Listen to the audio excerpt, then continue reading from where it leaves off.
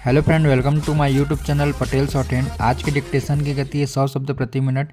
Dictation start होगी 5 second बाद।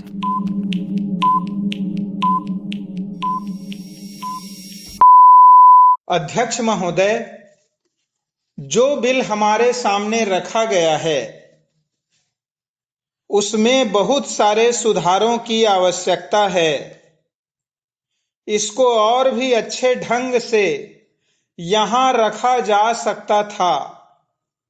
मैं कुछ शब्द कहना चाहता हूँ और वह यह कि जब जब भी आवश्यकता हुई हमारे देश के मजदूरों ने कभी बलिदान देने से अपने को पीछे नहीं रखा। जब जब आवश्यकता हुई उन्होंने ऐसी व्यवस्था को स्वीकार किया जिससे देश का कल्याण हो। अभी हाल में जो समझौता हुआ उसे मजदूरों की बहुत बड़ी कुर्बानी समझनी चाहिए। जो उन्होंने की उसे उन्होंने स्वीकार किया, जो शायद साधारण स्थिति में वे स्वीकार नहीं करते, लेकिन फिर भी देश की आवश्यकता को देखते हुए उन्होंने स्वीकार किया।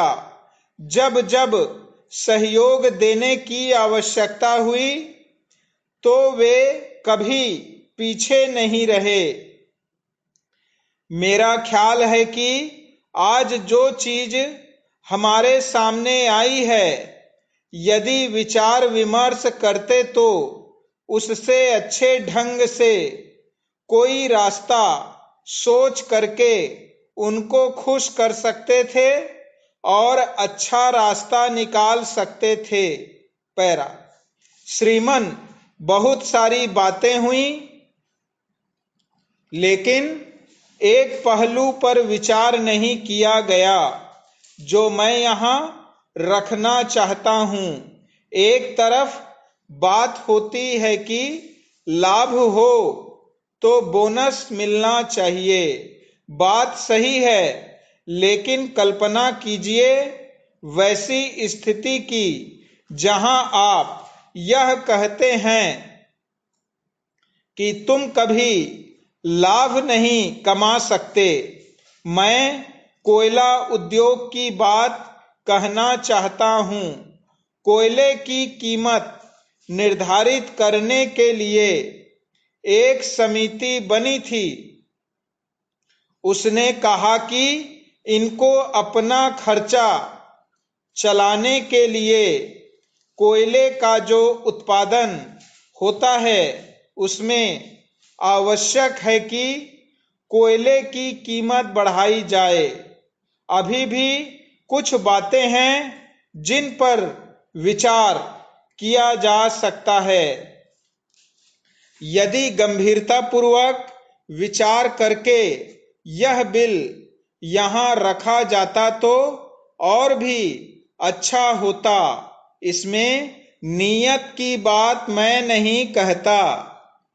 अच्छी नीयत से यह बिल लाया गया है और प्रयत्न किया गया है कि मजदूरों की सहायता हो।